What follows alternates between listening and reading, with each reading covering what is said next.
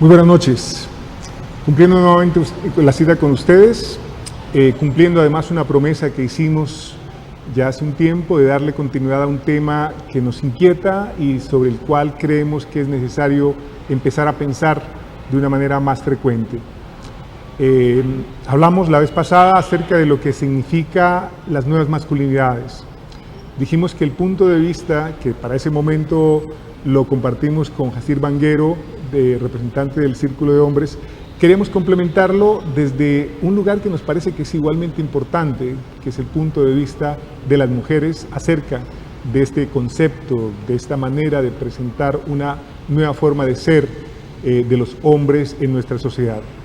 Hemos invitado para eso a Norma Bermúdez, que tiene una larga trayectoria de la que vamos a hablar ahora, como una persona que ha hecho una movilización social siempre en pro de los derechos y ha trabajado también desde lo que podría llamarse el feminismo, y el feminismo que reivindica a la mujer, que le da un lugar, que la pone en una condición también de tomar decisiones, de asumir un lugar de importancia en nuestra sociedad, y desde ese lugar, representando esa voz femenina que tiene mucho que decir, porque además nos ha mostrado desde la fuerza en las acciones que esa visión es necesaria, la hemos invitado a ella con las voces que además representa para que las comparta con nosotros.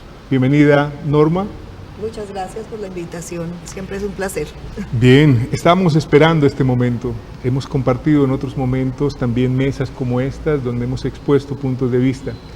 Te he invitado a que hablemos sobre un tema que no te es ajeno, porque creo que desde representar movimientos de mujeres y reivindicación de derechos lo han hablado muchas veces, y es el papel del hombre en la sociedad, pero no desde ese lugar que regularmente se le ha dado desde hace mucho tiempo y que se ha mencionado como el machismo o el patriarcado, en un ejercicio del poder cotidiano en el que infortunadamente otros seres humanos que están inmersos en esa práctica o en esa manera de que se le ha dado al hombre para hacer, y que lo hemos inscrito como machismo, infortunadamente tiene costos sociales, tiene costos económicos y tiene costos también para futuro. Ahí viene la pregunta, ese es un poco el antecedente. Desde ustedes, las mujeres que se han pensado en esta relación con los hombres y pensando en nuevas masculinidades, ¿cuál es la postura que ustedes esperan que efectivamente se lleve a cabo para que esa nueva construcción que se invita a tener se pueda efectivamente evidenciar? ¿Cuál es la propuesta que ustedes han venido considerando?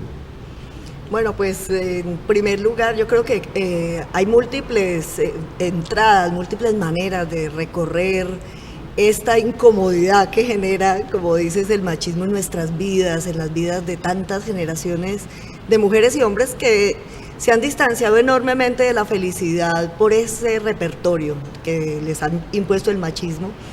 Entonces, yo diría que hay muchos caminos y muchas expectativas. Dentro de los movimientos de mujeres, yo noto que hay desde quienes abrazan la sospecha, les parece sospechoso que haya hombres que se vinculen, digamos, a esta lucha por el cambio, que haya hombres que también se sientan incómodos cuando han sido los privilegiados durante siglos. Entonces siento que hay mucho grupo de mujeres que se sienten como con sospecha y creen que eso tan bueno no dan tanto. Otras mujeres que por el contrario, pues esto se ve en todos los escenarios, como nos han acostumbrado a aplaudir al héroe, al macho, a todo esto. Entonces hay mujeres que piden un aplauso de pie por cualquier pequeño gesto que le correspondería, digamos, hacer a un hombre, como ocuparse, no sé, de la crianza, como ser cariñoso. Y creo que hay otro grupo de mujeres que venimos pensando que no hay ninguna otra posibilidad de hacerle, digamos, fisuras a una manera de ver, de ser, de construir el mundo tan abarcante como el patriarcado.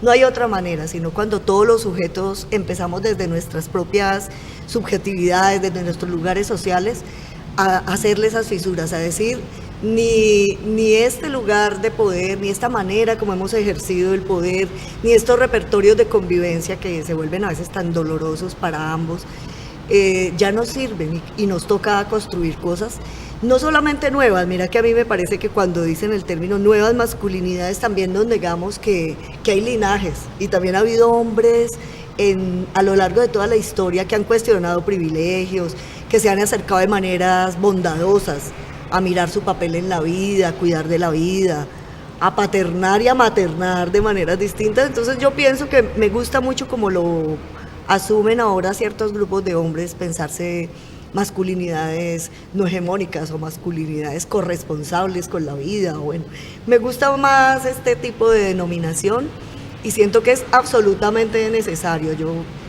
celebro bastante cuando hay hombres que llegan desde todas las generaciones y desde historias personales muy diversas, desde lugares académicos muy distintos, hombres iletrados que igual, hombres rurales que igual están cansados de ese peso enorme que el patriarcado les ha cedido y les ha impuesto, y creo que ya es momento, creo que es un buen momento para avanzar, para hacer cambios radicales. Porque además pensaríamos que una manera en la que efectivamente eso se convierte en acción parte del cuestionamiento. No creo que haya un algo que no se cambie si no hay un cuestionamiento inicial que permita sustentar por qué el cambio es necesario. Y lo hablábamos también en la invitación que nos hacía ONU Mujeres en el evento que tuvimos en Bogotá, donde hay unas cifras, unas estadísticas, unos estudios que hablan de los costos que tiene el machismo y el patriarcado en particular en todos los sentidos y en todos los sectores de la sociedad. ¿Sería ese suficiente cuestionamiento, diríamos ya, para que efectivamente avanzáramos hacia nuevas maneras, hacia nuevas prácticas, hacia nuevos escenarios? Aún así, se sigue manteniendo y seguramente por mucho tiempo, y eso que hoy se muestra como nuevo y es el pensamiento que hace que ciertos hombres empiecen a repensarse su lugar en la sociedad, todavía no tiene la fuerza suficiente. Se ve todavía un poco extraño, en algunos casos se ridiculiza, se cuestiona en el sentido de que esa es una postura más femenina que masculina, y seguramente algunos se devolverán en su intención porque ese cuestionamiento los hará sentir incómodos.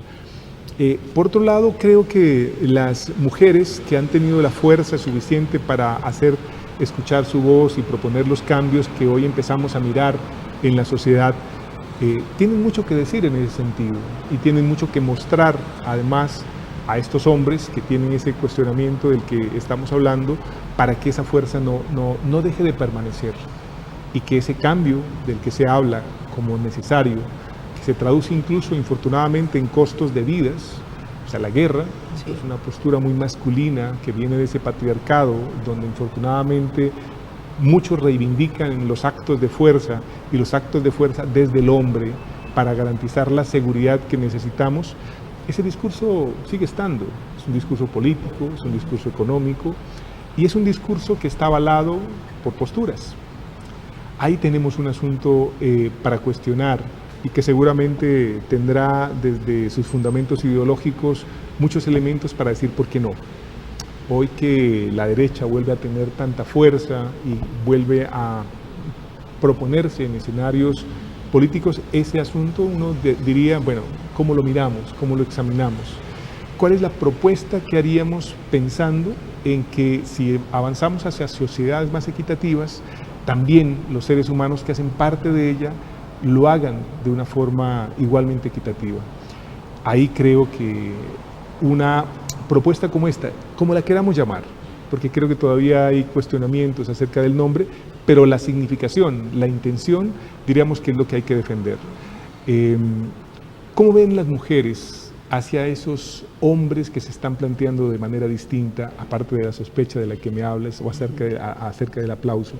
¿Cómo es esa construcción que esperarían ustedes se llegara a materializar en asuntos concretos? ¿Cómo lo visualizarían, lo imaginarían?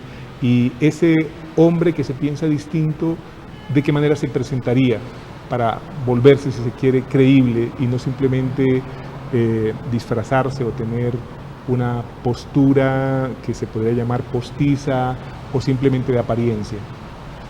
Yo creo que es muy importante el contexto del que hablas, porque a veces pues es desesperanzador el avance de estas maneras, de estos liderazgos totalmente patriarcales, de estos hombres que muestran los dientes, de mujeres que copian sus repertorios, llegan al poder con todo el repertorio del machismo y son unas, no diría ni siquiera malas copias, son unas buenas copias de lo que es un patriarca. Entonces, este contexto es muy preocupante, pero creo que tal vez por ese mismo contexto es que cobra tanto sentido este asunto del hacerle el quite al poder central y a la reproducción de este poder que solamente se basa, el poder que se llama el poder sobre o el poder suma cero, que se empotra allí y que se para sobre los hombros de otros y que se para sobre el miedo, sobre la violencia, sobre el autoritarismo.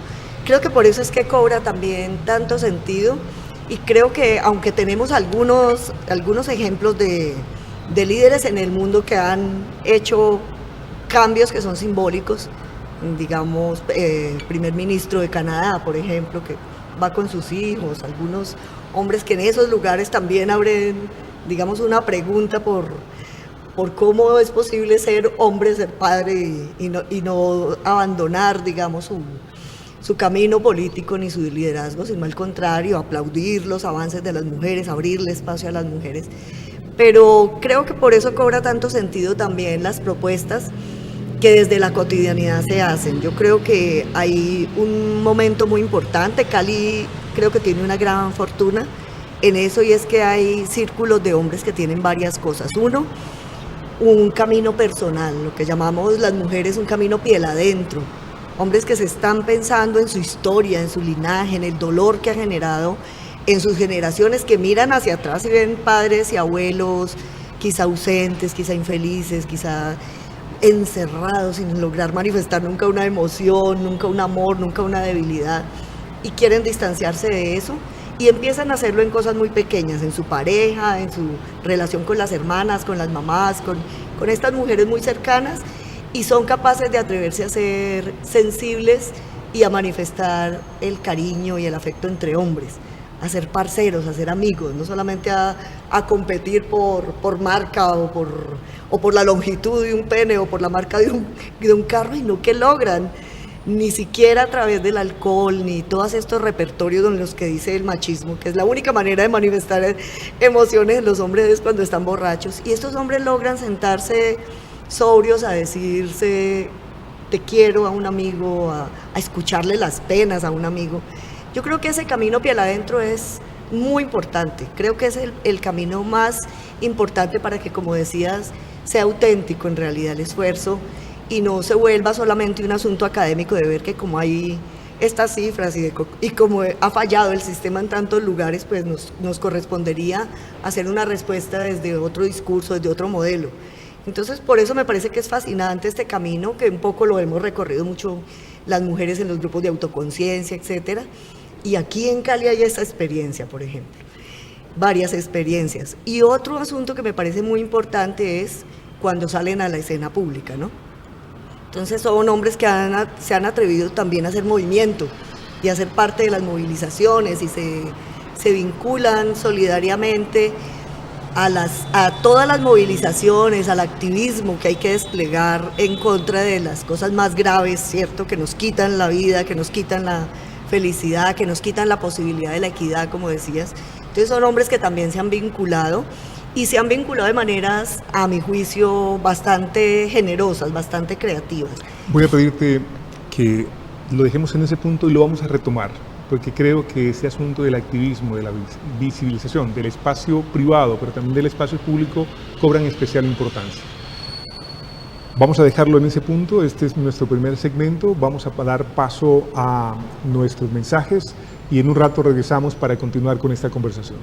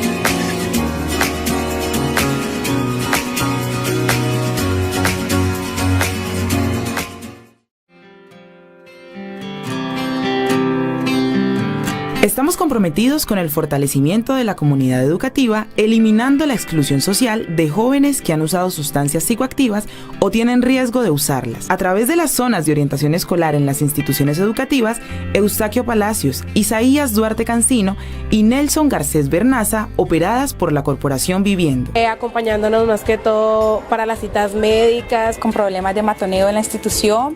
De hecho, de 76 muchachos que tenemos ahorita, el 90% tienen claro que van a seguir estudiando, y eso es un pensamiento que se cambió mucho a partir de ahora.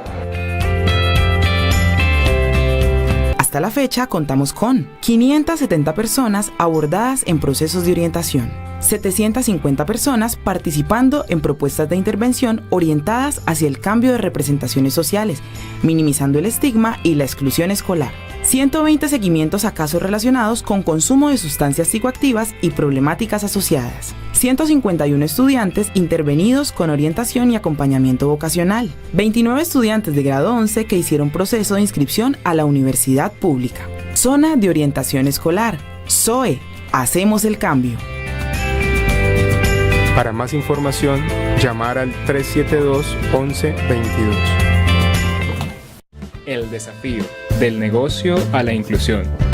El desafío es una propuesta metodológica de acción grupal y comunitaria para el desarrollo de potencialidades e inclusión económica y social.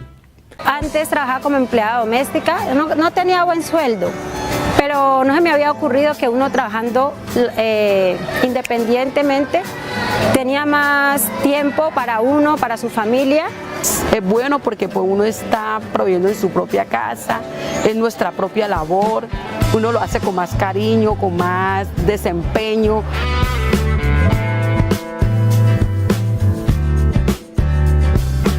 Estoy haciendo lo que me gusta, que es lo de panadería, repostería.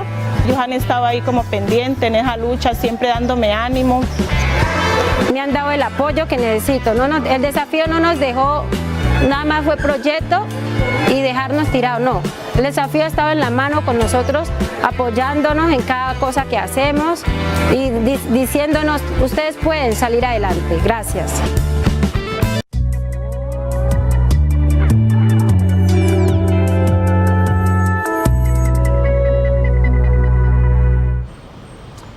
Regresamos.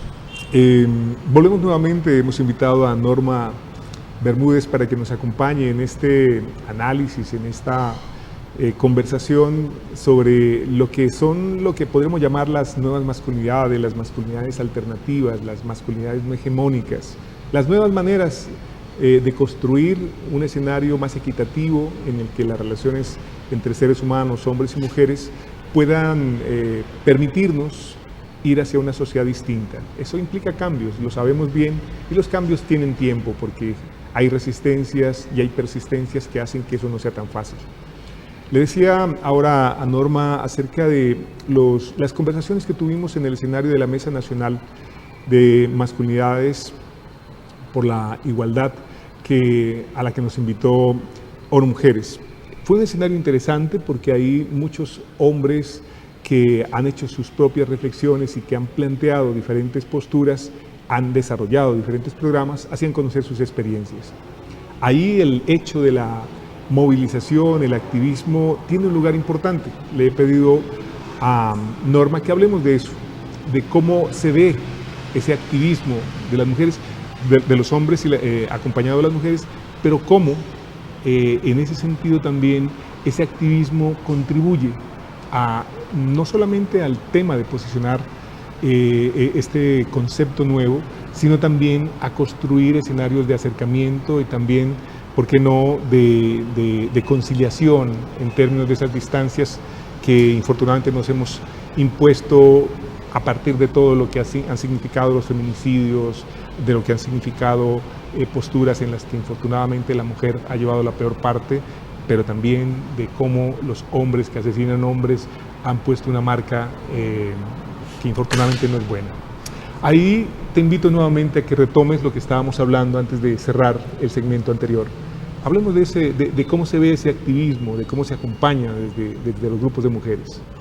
Sí, justamente decía que conozco el camino de Cali bastante, porque lo hemos recorrido muy, muy en paralelo, pero también con muchos puntos de encuentro con el movimiento de los hombres. Creo que es pues desde sus inicios, digamos, con Willy Quintero y con los encuentros municipales de hombres, a hablar de sus temas. Eso es una impronta muy importante, hacer espacios en los que los hombres se junten y además se junten de cara a cuestionar en público el asunto, porque como es tan grande la dimensión simbólica del machismo, como se piensa que ahí ya no hay nada que decir, que así es y ha sido y seguirá siendo, el que aparezca en público este discurso, estas preguntas, estas nuevas maneras de abordar la vida es vital para, digamos, hacerle preguntas al orden simbólico establecido.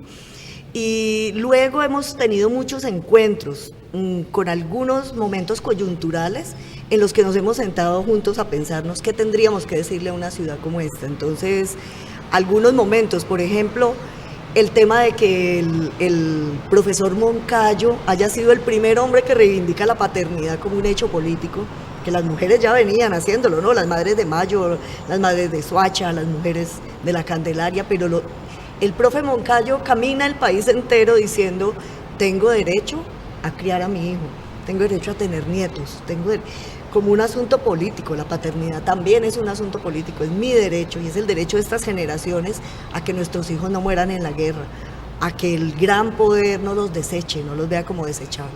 Eso fue un momento maravilloso, salimos, hicimos activismo, nos fuimos al Petronio con una gran pancarta donde decíamos que estos grupos de hombres y de mujeres acompañábamos al profe Moncayo a caminar una paternidad responsable, una paternidad presente, una paternidad amorosa. Y luego hemos tenido múltiples momentos en el que nos hemos encontrado. Por ejemplo, nos inventamos después la marcha de los amantes con los grupos de hombres de aquí de Cali, en los que decíamos justamente cuando pasa lo de Rosa Elvira Celi y tantos feminicidios que tienen violencia sexual atroz de por medio, ¿qué es lo que está pasando? Y al mismo tiempo hay un procurador que dice que está prohibida la educación sexual y nosotros decimos justamente, faltan es buenos amantes. El hecho de que los hombres no puedan acercarse de una manera amorosa y consciente a la sexualidad hace que pasen estas cosas tan horribles con su sexualidad, como aprender fórmulas que generen dolor para poder sentir ellos placer. Entonces nos inventábamos la marcha de los amantes y una cantidad de consignas y de memes, de murales, en los que expresábamos que el hombre necesita, quiere, requiere, y sería un camino fantástico y gozoso ser un buen amante para completar también su proyecto de vida y un repertorio distinto al de las violencias. Y luego nos hemos visto en las marchas acompañando el reclamo de la diversidad sexual por ser ciudadanía de primera categoría y no de segunda, y nos vemos el 1 de mayo diciendo que el neoliberalismo también acrecienta las violencias dentro de los hogares y acrecienta el repertorio que deja sobre las mujeres más el cuidado de la vida, y los hombres por allá, como decías otra vez, en el papel de ser simplemente proveedores, y los aleja del cuidado y nos hace daño. Entonces creo que todo este camino que han vivido los hombres en su reflexión y en su participación, pues se ha nutrido y nos hemos nutrido de ellos cuando nos juntamos a salir a la calle, a decirle al municipio que tiene toda una opción. Cali es una ciudad maravillosa, llena de gente creativa, imagínate, somos ni siquiera tríades ni como de múltiples etnias, de múltiples procedencias. Eso daría para que fuera un encuentro potente. Y somos una ciudad que lleva, por ejemplo, desde el 2015 el primer índice de feminicidios en Colombia.